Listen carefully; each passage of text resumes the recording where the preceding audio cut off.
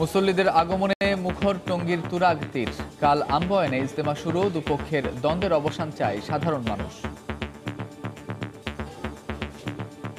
প্রত্যেকটা আল্লাহর বান্দা নবীর উম্মত এই কাজের জিম্মাদারি নিয়ে এই কাজটা সম্পূর্ণ করার চেষ্টা করতেছে। বিভেদ আমরা কোনো কিছু দেখি না, বা বিভেদ আমাদের অন্তরও নেই।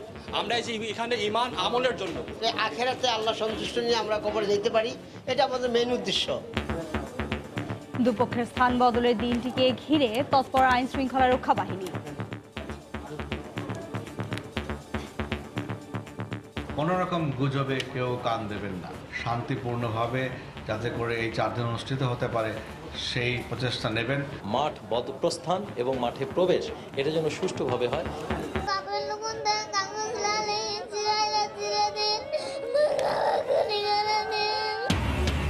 সীমান্তে জন্ম নেওয়ার কারণে মরতে হচ্ছে চোরা কারবারি হিসেবে ক্ষোভ ঠাকুরগাঁওয়ের বহরমপুরবাসীর। দোষীদের বিরুদ্ধে কঠোর হওয়ার আশ্বাস স্থানীয় জনপ্রতিনিধির। সেন্ট মার্টিনকে আবারও মিয়ানমারের মানচিত্রে দেখানোই বাংলাদেশের তীব্র প্রতিবাদ। আগামীকালের মধ্যে সংশোধনের প্রতিশ্রুতি ভারপ্রাপ্ত রাষ্ট্রদূতের।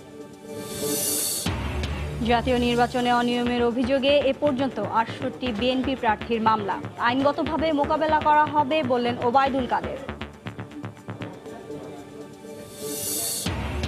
চাকচিক্যপূর্ণ বেসরকারি হাসপাতালেও মিলছে না সুচিকিৎসা। হয়রানির কারণে রোগীরা বিদেশমুখী, হাসপাতালে মৃত্যু তদন্তের পরামর্শ বিশেষজ্ঞদের।